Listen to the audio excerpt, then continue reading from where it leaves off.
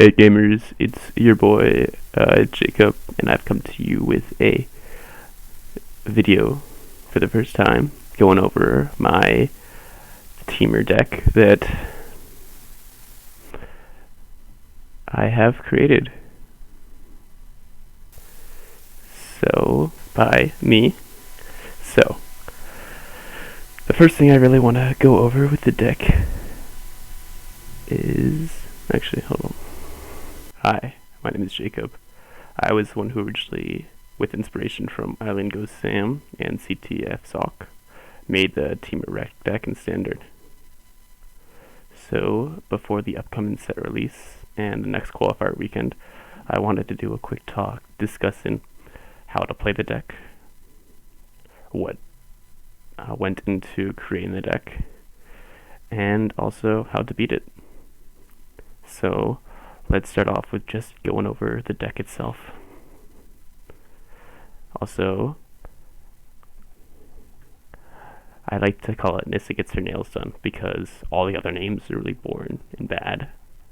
And I always like to think that whenever I'm choosing the mana color, it's just, what different nail is going to get painted what color. So, I'll have this one blue, I want this one green, this one red, and this just goes on a lot in this deck. So this is my current list right now.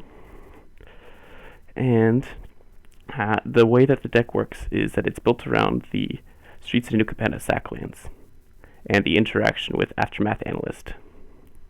So, Aftermath Analyst over here, it allows you, it's basically World Shaper, but if it was actually good. So it returns all land cards from a graveyard to the battlefield tapped. And so what you're trying to do is to accumulate a massive mana advantage by bringing back lots of lands from your graveyard to the battlefield. And in conjunction with Nissa, giving you both added consistency of finding your Aftermath Analyst and an immediate mana boost for when you do sacrifice your Analyst, allowing you to play out your Virtuous Strength and eventually World Soul's Rage your opponent for 20, basically fireball to the face. The deck has a lot of redundant pieces and a lot of card selections, mostly in the form of Memory Deluge and occasionally Philology Archaeologist to really help dig into your deck and to give you a inevitability when it comes to the deck. You will inevitably in the late game, due to the massive amount of mana, be able to construct a win, be able to find the World Soul's Rage, and be able to kill your opponent. So the rest of the deck is sort of either dedicated to interacting with your opponent in the form of ill-timed explosion, acting as a sweeper, or acting as a way to get you up to that mana. Kellen being Ghetto, Growth Spiral, and Vampire's Vengeance and Philology Archaeologist acting as early game stop holds against aggro decks. Even World Soul's Rage itself can be used on turn 3 to snipe and bat and bring back a land, or just bring back a land as just acting as, 3 mana rampant growth is sometimes just what the deck needs. So, one thing to note is that all of the sack lands gain life. This is by far, this is so powerful, where it turns all of your Nissas and your Aftermath Analysts, or rather your Aftermath Analysts and your World Soul's Rage. Both those cards turn into these huge swing of lives. So they each sort of have the hidden text of gain 5 life, gain 7 life, So you're able to combat the mono red and Boros Convoke and other aggressive or even just mid-range decks by just sort of getting out of the range of, like, getting out of the death range, you know? You're able to sort of force them to pass the turn back to you, where you can then sort of take over the game with your incredible mana advantage. So the lands allowing you to survive and to propel you into the late game with the added life benefits, both when you play them fairly and when they come back unfairly, allows you to make it into the late game where you can really thrive. So, that's the deck. Now I want to go into some particular card choices.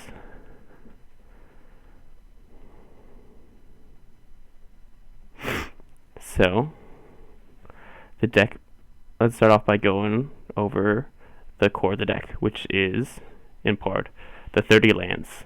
A lot of lands. This is a lot of lands, you know. Let's not kid ourselves here. Most modern decks will play around, you know, in the low 20s. Most standard decks will play around 24, sometimes less. At most mid-range decks will play maybe 26. Esper will play maybe a few more because of the channel lands, but we're fully playing 30 lands. That is in part to enable the Aftermath Analyst, making the mill trigger that it has as impactful as possible, while also the fact that you always want to be hitting all of your land drops throughout the entirety of the game, because they just represent so much mana. And you always have ways to spend your mana. And I also run one Echo and Deeps, just because there have been times where having just an untapped land where otherwise I would have a sack land allows me to crack an Analyst, for 6 mana, playing crack an Analyst, or play it late to play out a Virtuous Strength. Just the while it's not amazing, and I would never play more than one game I drew 2, and then I removed one of them from my deck. But I think that the first one is free enough that it's better than another red-green sack land. So I'm pretty happy with it for now. So yeah, let's go over back to the presentation. So yes, 4 mountains, 6 forests, 6 islands. These are going to be the core basics. Most games you're going to find every single one of these basics, so it's important to know how many of them exists. In this deck, knowing the cards that are in your library are very important, so I would definitely keep track of them. In addition to this, we have the 13 plus Echo and Deeps sack lands, which all get different colors. Unfortunately, there's no Temur sack land, so each of them only act as getting 2 of your colors, and that's, unfortunate.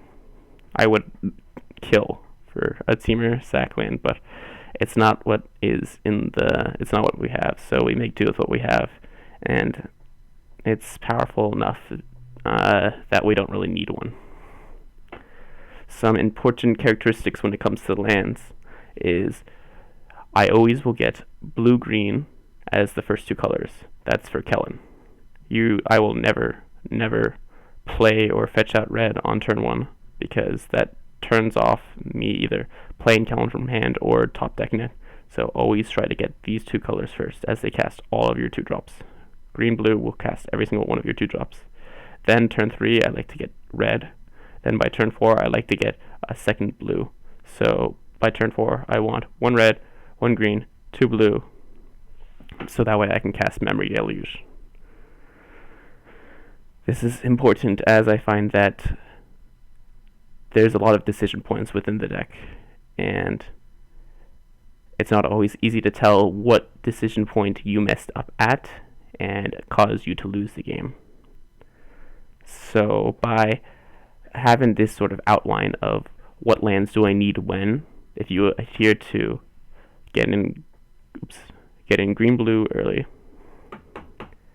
then getting all your colors, and then getting that second blue, you will be able to cast most of your spells, and this is the thing that you want to do in maybe 98% of your games. So that's the sort of path that you want to follow. Of course, there are always going to be exceptions, but as a general rule of thumb, I would try to follow that. And now we go to elves who find themselves. These are the most powerful engine, or this is the engine of the deck of Aftermath Analyst and Nissa Resurgent Animist. What gets us the lands back into from the graveyard back into play. Nissa essentially acts as additional copies of Aftermath Analyst while also being a payoff for Aftermath Analyst, because it gives you an insane amount of mana after you sacrifice an Aftermath Analyst.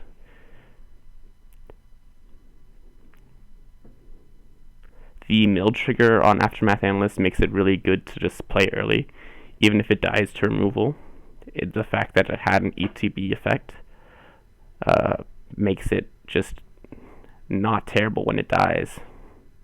With Nissa, I always will try to wait until turn 3 wait till turn 4, unless I have multiple copies of it in hand, so that way I can immediately get a search off, or get a Nissa, the second ability, the second landfall triggered ability from Nissa, to try to either find an Aftermath Analyst or to find an additional copy of Nissa. Of course, you're always going to want to find Aftermath Analyst off of Nissa, but unfortunately, sometimes you don't. But the good part about that is that you just get another Nissa, which is, a very good card. It does suck, though, if you have like 4 Aftermath Analysts and 1 Nissa left and you find the 4th Nissa. That has happened to me and has made me sad. It's important to note, if you mill over any of these 2 cards early in the game off of Philology or off of other copies of Analyst, so that way you know the odds of being able to, of what you'll find off of the secondary Nissa trigger, and then plan your turn around that. Also, I like to get the second Nissa trigger as often as possible, or as early as possible in the turn, so that way I know what options are there for me.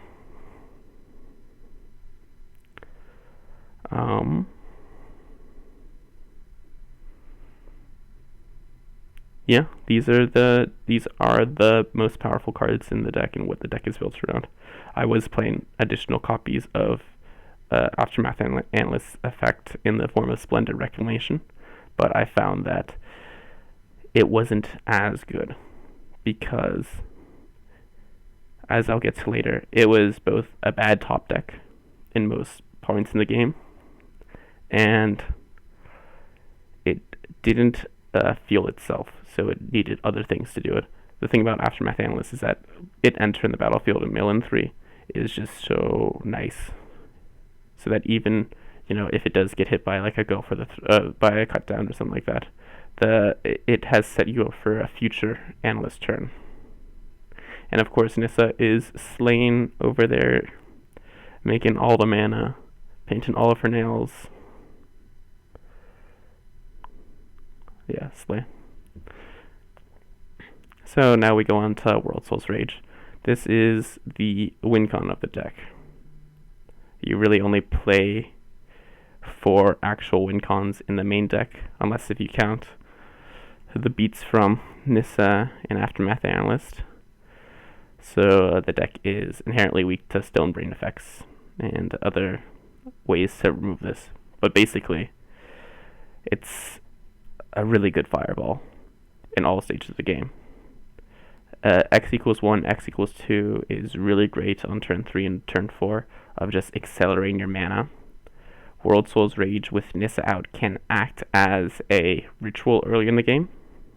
So if you do X equals 3, so let's say you play Nissa on turn 3, doesn't die, and then you go land, you find Aftermath Analyst, you have 5 mana. That's not enough mana to play and crack it. What you are able to do is, if you have 3 sack lands among the cards in your graveyard and in your hand, you can go X equals 3, have 3 Nissa triggers, and then you'll search for the 3 lands, get 3 more Nissa triggers for a total of 6 mana, which then allows you to play Aftermath Analyst and crack it. So World Soul's Rage is just very versatile, very powerful, and is the perfect win con for the deck. For a while, I was playing Outrageous Robbery, which is the black X spell where you exile the top X cards of your opponent's library. And this card was really cute, it was really fun, but there were points where I was, say, exiling for X equals 20. And I was like, I wish I could just be winning the game now. I have so much mana, and this will let me win the game next turn, but it doesn't win the game right now. And, if I'm playing against mono red, then they can just, top deck the burn spell, and I'm fucked. So, having I win the game card that also early in the game is relevant and isn't dead is so nice. So, I really think that World Soul's Rage is perfect for the deck. Now we go on to Virtue of Strength. So, Virtue of Strength is what really enables, what gives you an additional payoff for the Analyst, both in the sense that it can rebuy these really important creatures that are, due to the prevalence of removal in Standard with, threats like Raffiend, Shieldred, Preacher of the Schism, these really powerful creatures that need to be dealt with. There's so much removal. So Virtue of Strength really lets you, with the adventure side, rebuy these creatures. Especially, it's really good with Analyst, where if you go turn 2 Analyst, they kill it. Turn 3, you can just go play Forest, bring back Analyst, replay Analyst, and then you build another 3 cards in addition to the 3 cards you milled before. It's just a very good, powerful effect that sort of really puts pressure on your opponent's removal and their ability to keep up with you, and the threats that you're laying out on the table every single turn. And then, of course, the Virtue itself, the enchantment half, really accelerates your game plan. It's how you get up to the mana to start casting these World Soul's Rage, is where X equals 20. We were playing 16 basics. That's only enough to do X equals 14. So Virtue is really the way that you sort of get into those crazy mana things. And the way that it's worded, Virtue works really well with other copies of Virtue. I have the 3 to the power of X, where X is the number of virtues you have out. So it starts off with you triple the mana, then you 9 times the mana, then you 27 times the mana, or 27 times the mana. So it just acts as a very explosive mana engine. Is that it also can get back lands, so if you are just low on lands, you can always just rebuy a fetched land from your graveyard, since they always go into the graveyard. Of course, this isn't ideal as you want the lands in your graveyard, but in a pinch, it can just help you hit all of your land drops, which is something that you really want to do in this deck, because you always want to be hitting your land drops. You always want to just have a land to play on any given turn. And then also, I like sharks. And now we get on to Memory Deluge. As you know, probably, Memory Deluge is a very powerful Magic the Gathering card. It sees play in blue-white control and other sort of control and base strategies.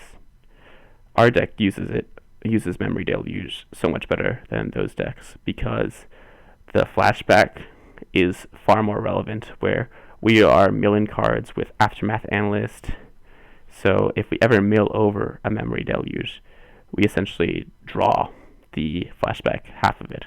And with the insane amount of mana that we produce, having that mana sink just essentially be freely in your graveyard based off of just casting an analyst early really helps you have that level of inevitability.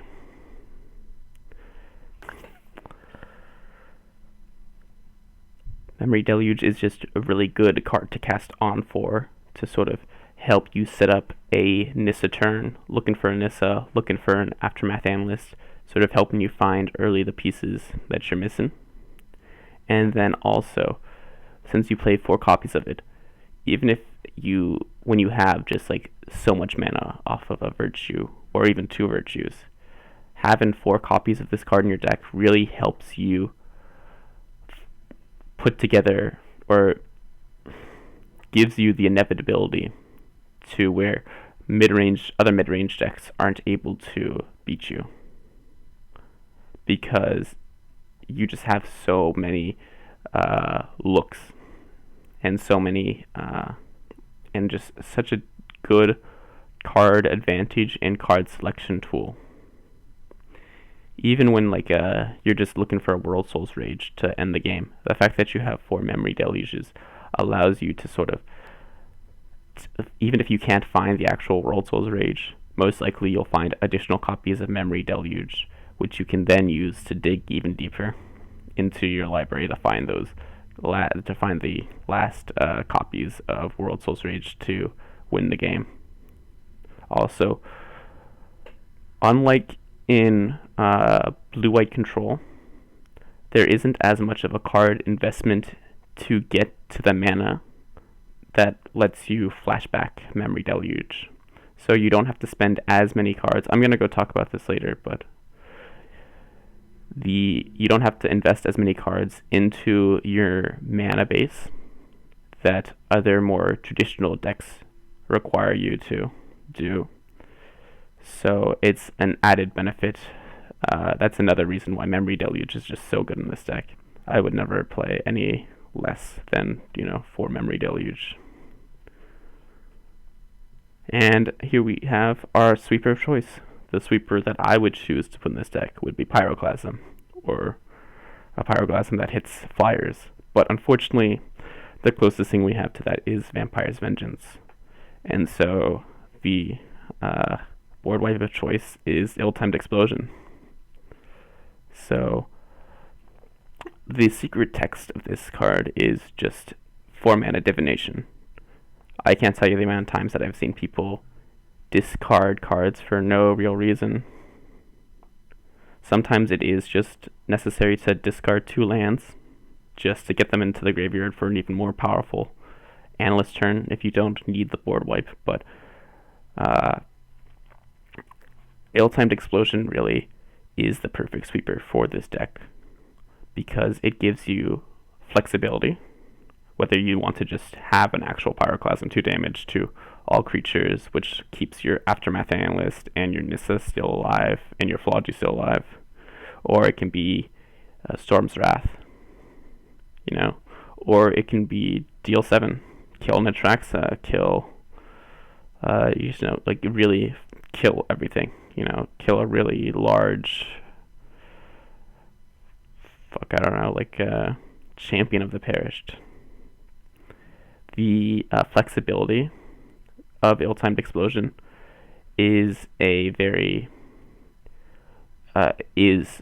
nice and allows you to sort of give you those additional decision points. The fact that it lets you discard cards is really nice, because you already want to have land cards in your graveyard. So you essentially, whenever you are discarding cards for the sweeper effect, you get to throw in an extra land if you have lands to spare, if you have an excess of lands. So you play you discard 1 relevant spell and 1 unrelevant spell. Often I find myself discarding Memory Deluge at the 4 mana to get the Storm's Wrath effect. This is because it has text in the graveyard, and I would rather, especially if I have good cards in hand, like a game plan in hand, then Memory Deluge doesn't really contribute to that game plan. Memory Deluge is just sort of there to help you find a game plan and or to sort of find the pieces that you need later. So it being in the graveyard is fine, because by the point where you get to the point where you're flashbacking the deluge, having a deluge in your hand or flashbacking it is not as impactful as getting to the point where you are enacting your game plan. So that's why I'm usually will discard a Memory Deluge, or Kellen is also a decent thing to discard it for, because it's just one of the lesser, like the least powerful cards. Discarding additional Nissas is also is something that I find myself doing a lot. If you expect that you're going to have to get to 7 mana, then I would avoid Adventure in your Virtue, because you can't discard it if it's in the exile zone. Same thing with Kellen, so be aware of what numbers you need to get to with the explosion, and make sure that you don't exceed, or make sure that you always will have a card to discard in your hand already, because due to the amount of lands that you play, you're not always guaranteed to draw a large mana value spell off of the draw too. So in the late game, if I really need to get to a certain damage threshold, I will Memory Deluge from the graveyard first to make sure that I get to that threshold, just to avoid whiffing, because that just is the worst. If you have like 2 lands in hand, you cast this and you draw 2 more lands, it just feels terrible. So avoid that from happening. Set yourself up for success rather than failure. So these cards that I just talked about, these right here are what I consider to be the core of the deck. So I personally play 4 copies of each of these, and almost every other person that I see who plays this deck will play 4 copies of these. The only exceptions to this are some people will only play 3 Virtue, some people will only play 3 Nissa. I disagree with those deck building decisions, but I think that they are valid and not expressly wrong. I might disagree with it, but they aren't like they aren't terrible decisions. So that's like the only sort of flexibility. But basically, you get around 52 to 54 cards after the 30 lands and this playset, and the playsets of 1, 2, 3, 4, 5, 6. Of those 6 cards leads you to 52 to 56 cards. Those last 8 to 6 cards are a bit more sort of are not as clear as these cards. All these cards that I've already shown you have a clear purpose and are expressly powerful, and I would never cut. These cards I'm less sure about, and I would consider these next cards to be the flex spots per se. So let's go on to them. The cards that I'm playing are 2 of each Philology Archaeologist. I've really fallen out of love with Philology. When I first started playing Philology, I was playing 4, and I was so happy every time I casted it. And now I play 2, and I'm only very happy every time I cast it. The body itself is surprisingly not very relevant in the matchups where you want it to be relevant. Against mono red aggro and Boros Convoke, which are like the 2 main aggro matchups that you'll have to face, the 0-3 body doesn't really do too much.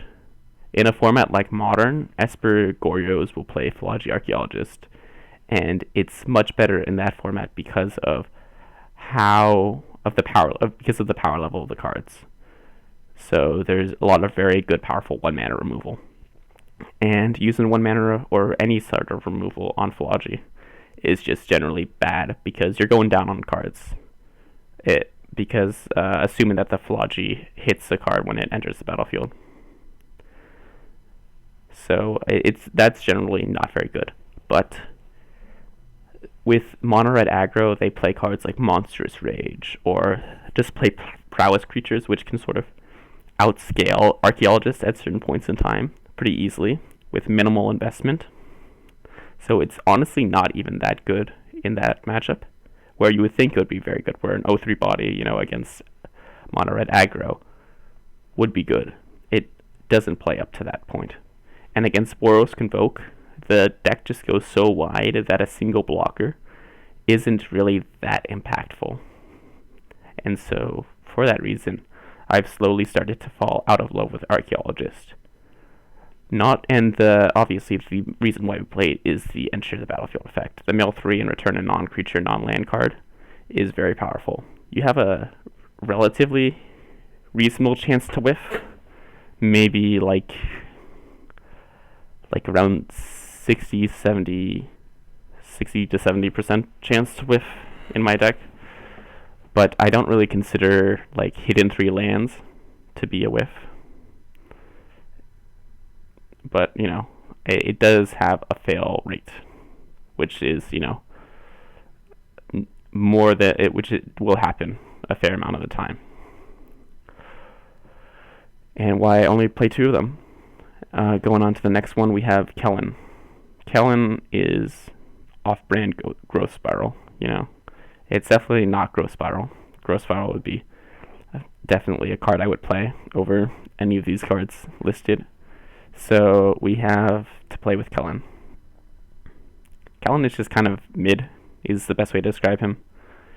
It's basically the Beanstalk Worm from the Wilds of Eldraine Limited, if you guys remember that one. The 5 mana creature with 2 mana adventure that lets you play an additional land. It's a little bit better than that, but not too much. As often, you're just going to be just playing 2 mana to play an extra land, which is sometimes all you need.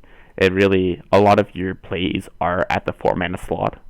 Memory Deluge, Nissa is essentially a 4 mana play because you want to play it and then have a land drop afterwards. And Ill-Timed Explosion being the most notable 4 mana cards. So being able to go from 2 to 4 mana, especially with the lack of impactful 3 drops, is nice. I won't lie. And the body itself needs to be dealt with against the bat mid-range decks, because it just sort of gets in the way of them. But it's just not that amazing at anything it does. I'm never happy to play Kellen on 3. It's just a card that I play because I don't know if there's any other better card that could do it better. The only card I could think of is Spelunkin, which is, a reasonable card, and I think the first one is relatively free, but the cheaper mana of Kellen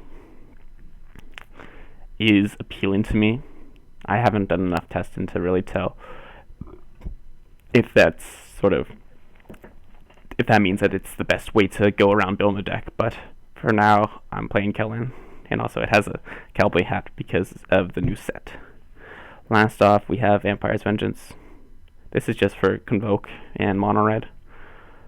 It's to make those matchups much better game 1, so we're basically just playing sideboard cards in the main deck just to win those matchups.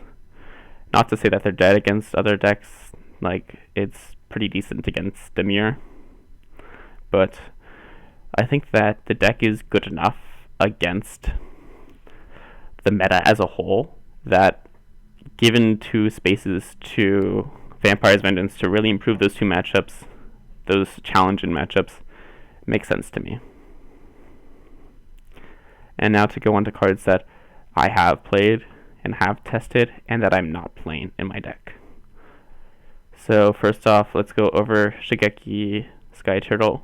Obviously, there's a loop between these two cards, allowing you to sort of rebuy cards from the graveyard, which I think is very powerful and was definitely a place that you wanted to be earlier in the season.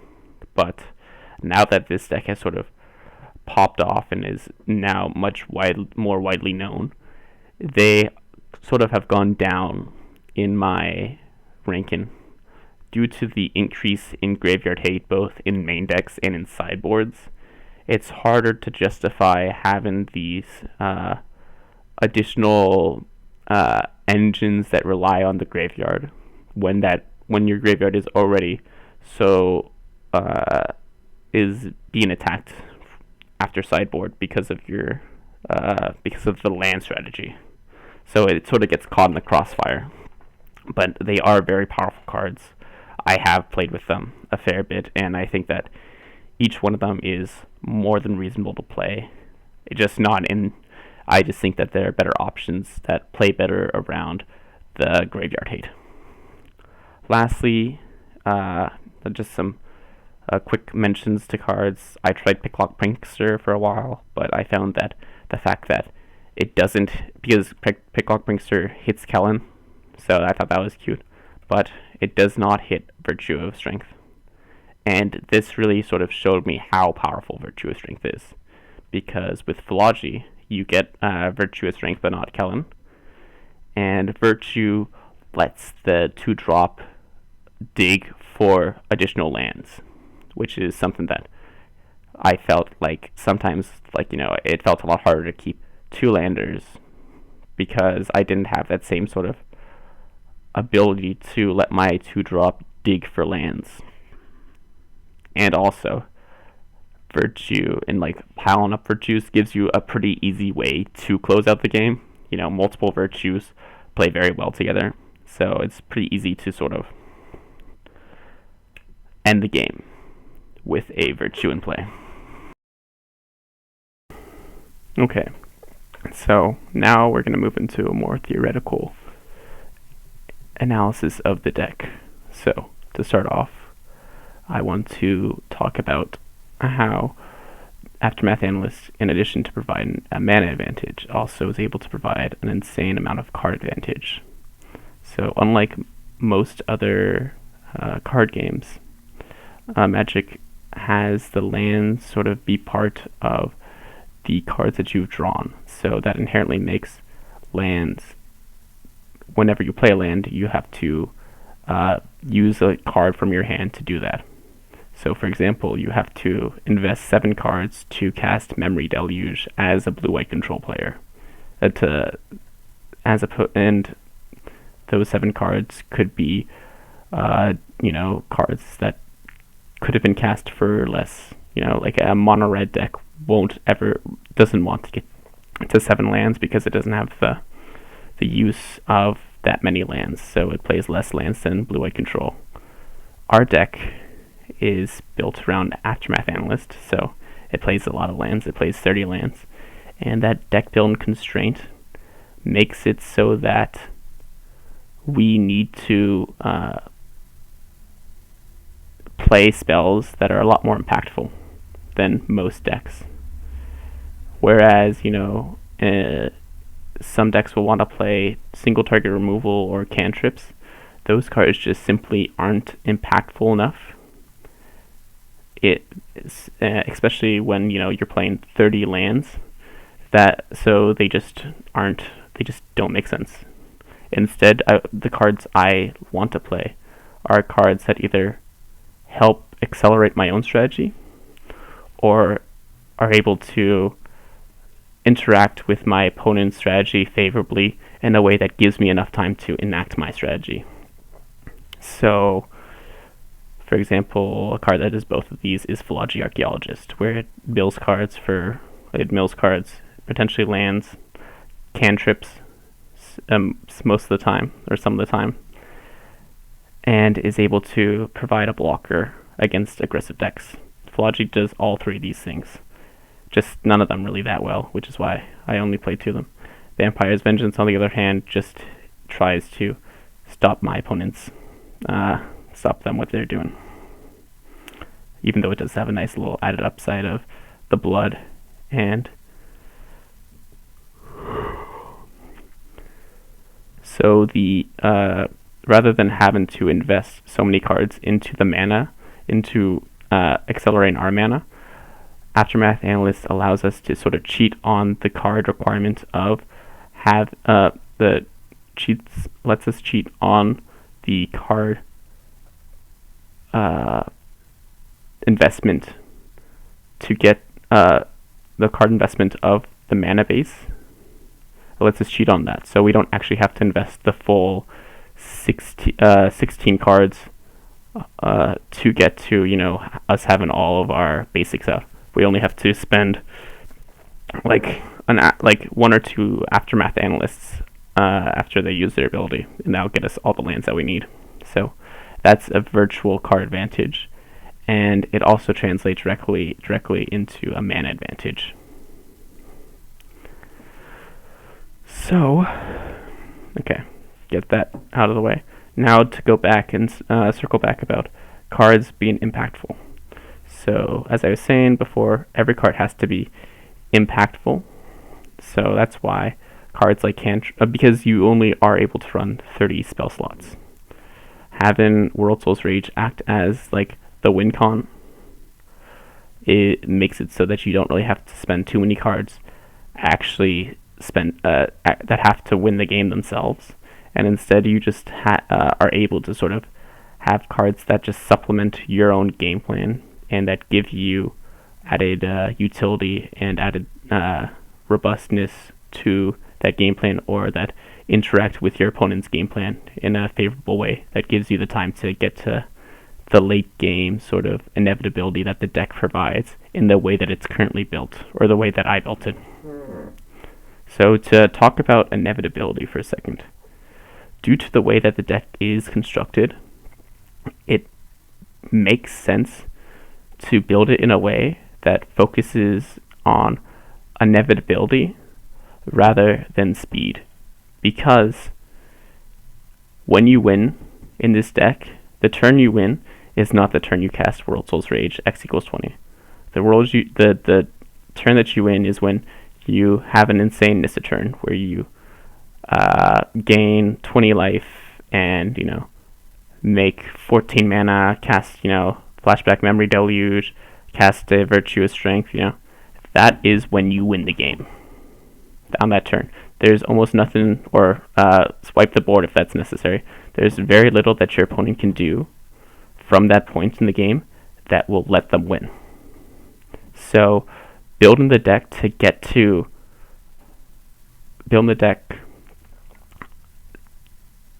win faster isn't necessary, because you've already won the game at that point.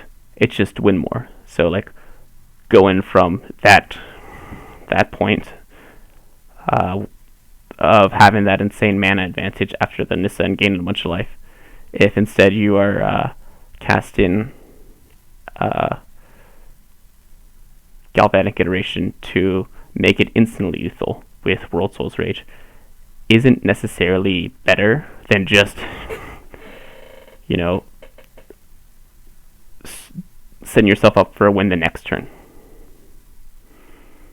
And if anything, it makes it so that it is harder to get to that position of where you are winning by playing those cards, because they just don't help you accelerate your own game plan. They only help you once you're ahead.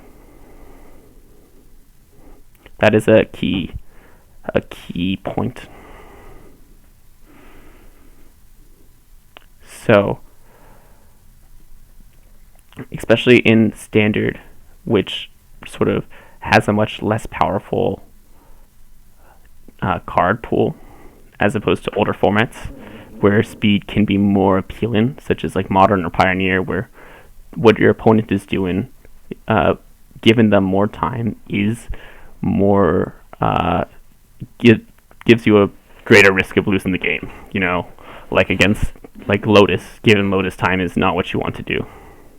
But in Standard, there isn't the ability to sort of punish the extra time that you give them, because whatever they do during that extra time isn't able to really impact the outcome of the game, except for like very certain cards, like the Stone Brain. That's the only one that really comes to mind. That will really sort of hinder you once you've gotten to this sort of point of stabilization. So that's why it makes more sense to me, and why I have sort of shifted this philosophy, why this philosophy has sort of shifted for me to focus on getting to the point in a game where I sort of get to that point that I've described earlier, where I consider the game to be won. Focusing on that rather than trying to close the game out once I've got to that point. And originally I was pushing for speed. I was trying to make the deck as fast as possible, and I just realized that wasn't necessary. And especially after the deck became a lot better well known, once more people learned about it and then sort of added more hate to their own decks to combat my deck, then it made my deck even worse, the faster deck even worse, because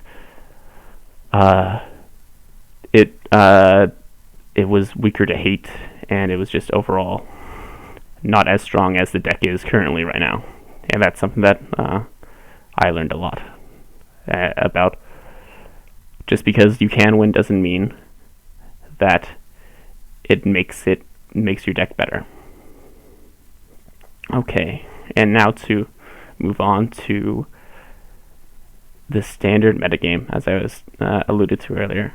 I love standard. I'll be completely honest. I really started playing standard after the rotation, after Dominaria United. I loved my Fable mid-range decks. Rest in peace.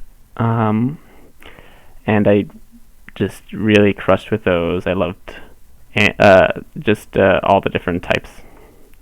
And up until its banning, right before the summer, I decided just to take a break from Magic in general.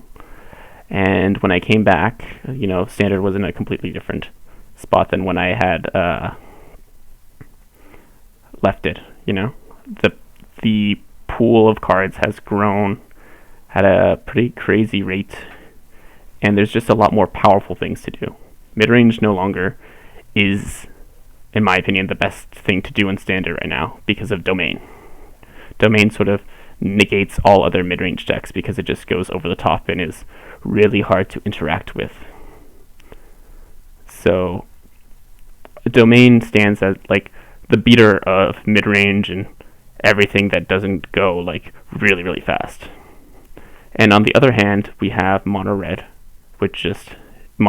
and Boros Convoke, which is both are very aggressive and are very powerful decks, but also are so fast that it makes it so that other aggro decks can't really compete. I used to play a lot of Ban Toxic. I thought Ban Toxic was cracked before MKM came out, but then both Mono Red and Boros Convoke got a lot better, and those are like the two worst matchups, so it doesn't make too much more sense to really invest in Ban Toxic.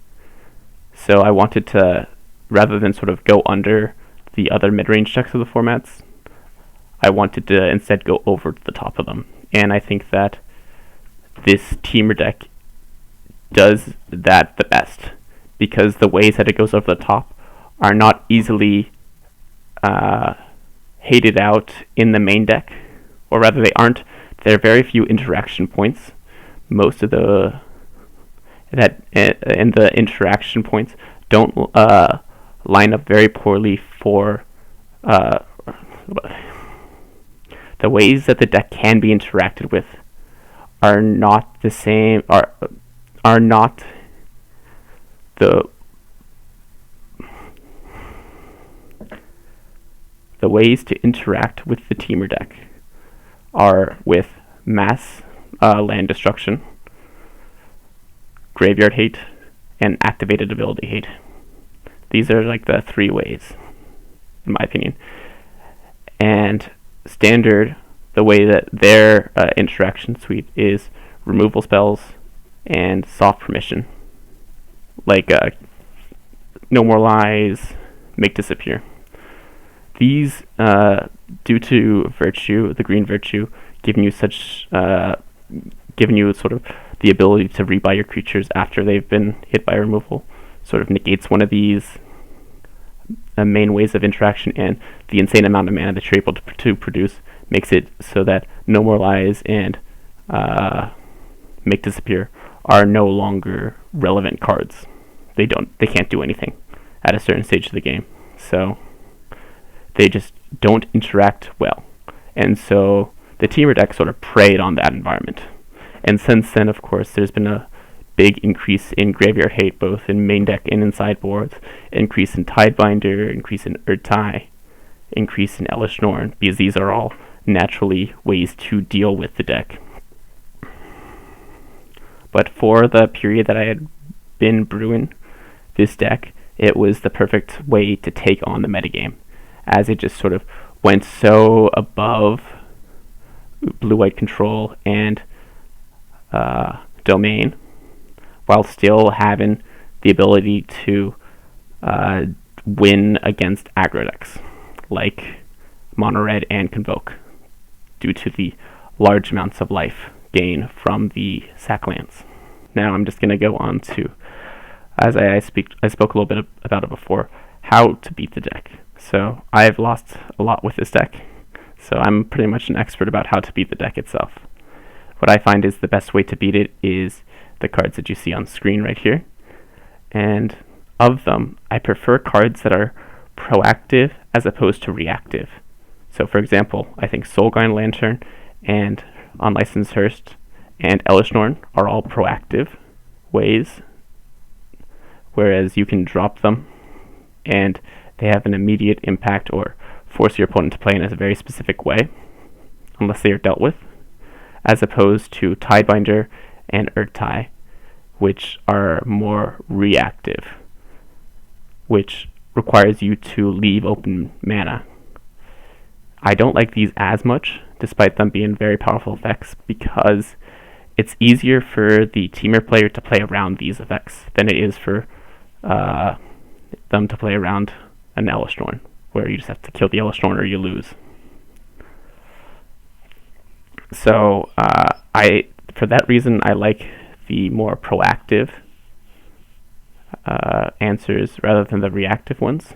But I think that these are the cards that you need to be playing in your main deck and or sideboard to have a chance to beat this deck, because it's my opinion that this is the most powerful deck in Standard, and that's coming from a place where it's very much unexplored / just misbuilt in general. People don't really understand how this deck works because it's not like most other Standard decks.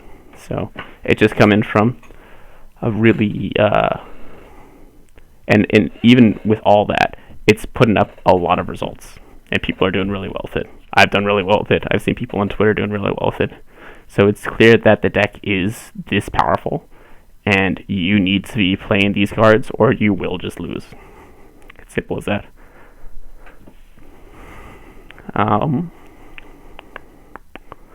I don't really want to talk about the sideboard. I'm pretty tired. So if you guys are interested in that, let me know. If not, I'll see you gamers later. Peace.